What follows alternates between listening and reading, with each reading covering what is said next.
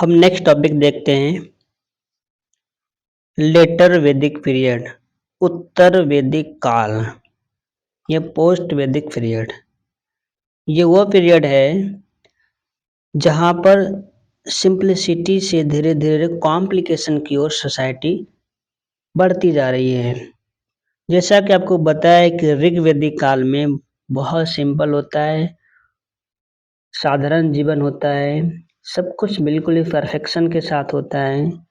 थोड़ी बहुत तो चीज़ें इधर उधर तो होती ही, तो उसको इग्नोर करें, तो ओवरऑल हम इसका एनालिसिस करें तो ऋग वैदिक पीरियड में बहुत अच्छा था स्थिति, सोसाइटल या रिलीजियस स्टेज और बाकी चीजें भी बहुत अच्छी थी।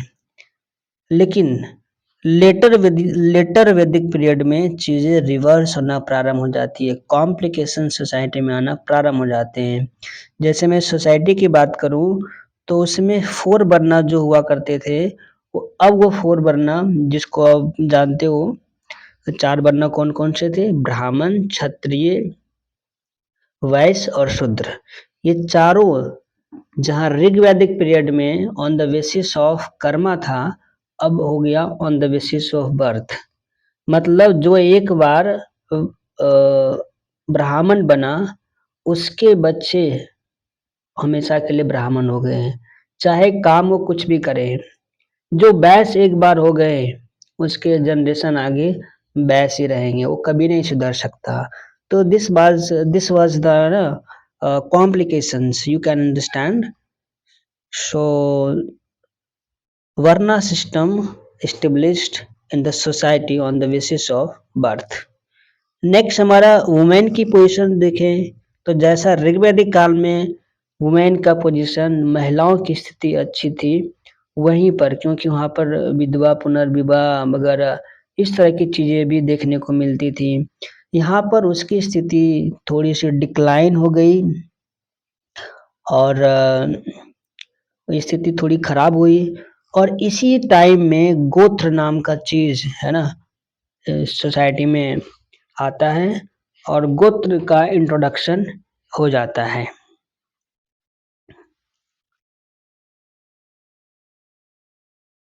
इसके अलावा जैसा कि मैं बता चुका हूँ कि सोसाइटी में कॉम्प्लिकेशन प्रारंभ हो गए हैं, जटिलता आ चुका है। और जब जटिलता आया है तो फिर दोबारा से सोसाइटी अपनी सरलता का मार्ग ढूंढेगी और दोबारा से सोसाइटी में सब कुछ ठीक होगा। इसके लिए कुछ रिलीजियस रिवॉल्यूशन भी होंगे, जैसे बुद्धिज्म और जैनिज्म 2 धर्म का आगमन होगा, तो हम देखेंगे आगे। लेकिन अभी हम देखते हैं इस पॉइंट को कि इसी समय आइडिया जो प्रदूषण का आइडिया इसी समय मतलब आया था। और ये वो टाइम पीरियड था जहाँ पर एक से अधिक शादियां भी प्रिवलेंट हो गई, पोलीगैमी, बहुविवाह यहाँ पर प्रारंभ हो गया।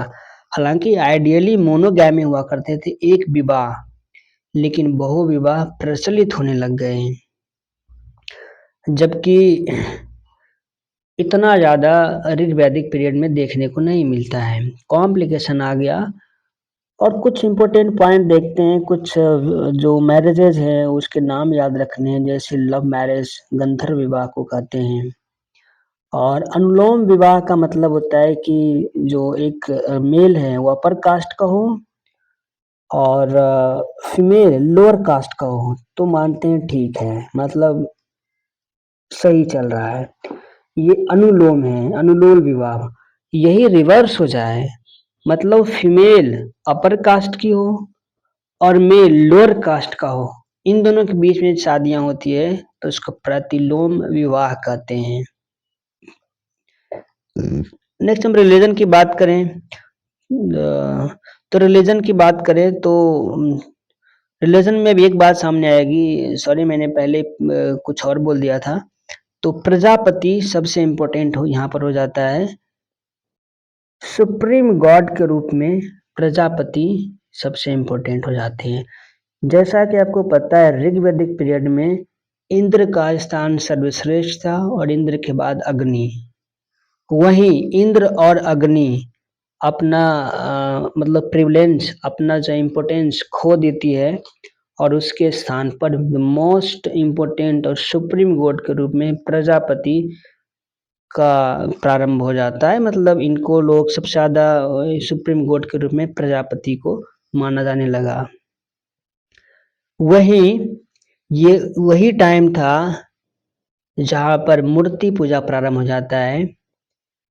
ये कॉम्प्लिकेशन वगैरह, सैक्रिफाइसेस, बलिदान देना, कर्म कांड, ये सारा स्टार्ट हो जाता है उत्तर वैदिक पीरियड में। ऋग वैदिक पीरियड में ये सब नहीं होते हैं, ये सब कॉम्प्लिकेशन नहीं होते हैं। ये कॉम्प्लिकेशन उत्तर वैदिक काल में आ जाता है। और इस समय ऐसा कहा जाता है कि जो राजा हुआ करते थे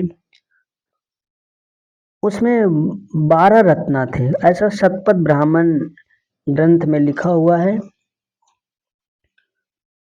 और जो 12 रत्न थे उसमें मैं कुछ आपके नाम बताता हूँ, जैसे संग्रहित्री, ट्रेजर को जो खजाने का जो देखभाल करने वाले थे वो है, पुरोहित जिसको पृष्ठ को बोलते हैं, है ना, महिषी, क्यून को, इस तरह से मतलब 12 लोग थे जो बहुत इम्पोर्टेंट थे। जैसे कि किंग के फ्रेंड को उस समय कहते थे पालगाल। तो इस तरह से 12 रत्न उत्तर वैदिक काल में डेवलप हुए। इकोनॉमी की बात करें तो यहाँ पर धीरे धीरे जो लाइफ है डेवलपमेंट की ओर गया। धीरे धीरे शटल्ड लाइफ होने लगा। यहाँ पर धीरे धीरे टाउन की बिगनिंग हो गई और जो पहले घूम घूम करके पूरा जीवन यापन करते थे वो चीज़ें ख़त्म होती है और उससे हम शिफ्ट होते हैं कि एक जगह रहकर शटल लाइफ जिए। और इस तरह जब शटल लाइफ जिया जाएगा, एक जगह सब कुछ रहेंगे, सोसाइटी का निर्माण होगा, धीरे धीरे टाउन का निर्माण होगा। और वहाँ पर एक जगह तभी संभव है जब वहाँ पर एग्रीकल्चर प्रिवलेंट हो जाए, वहाँ पर ज़्यादा लोग एग्रीकल्चर में इन्वॉल्व हो जाए। क्योंकि पशुपालन में आप एक जगह नहीं रह सकते, आपको घूम घूम करके इधर उधर रहना पड़ेगा। तो एग्रीकल्चर का इन्वॉल्वमेंट जब इंसान के लाइफ में उत्तर वैदिक पीरियड के लोगों में आई तो एक जगह सेडेंट्री लाइफ जीने लग गए, शटल लाइफ जीने लग गए और इस तरह से टाउन का भी और अर्बनाइजेशन प्रारंभ होना स्टार्ट हो गए। और यहाँ पर मुख्य रूप से जो क्रॉप थे, गेहूं और चावल मुख्यतः यहाँ पर देखने को मिलता है। पॉलिटी की बात करें तो पॉलिटी में सबसे इम्पोर्टेंट यहाँ पर याद रखनी है कि सभा और समिति जैसा कि पहले था अभी भी रहते हैं, लेकिन विधाता जो कि ऋग वैदिक पीरियड में होता था वो यहाँ पर अपना अस्तित्व खो देती है। इस टाइम में भी कोई स्टैंडिंग आर्मी, एक उसके पास एक अपनी पैदल सेना इस तरह का अभी तक डेवलप नहीं हुआ है, लेकिन आने वाले टाइम में धीरे धीरे सेना का भी संगठन प्रारंभ हो जाएगा। तो कुछ इस तरह की डेवलपमेंट इस दौरान होते हैं और इस तरह से हम लेटर वैदिक पीरियड में कुछ महत्वपूर्ण बातें को हमने जाना। तो फिर नेक्स्ट टॉपिक में हम फिर मिलते हैं।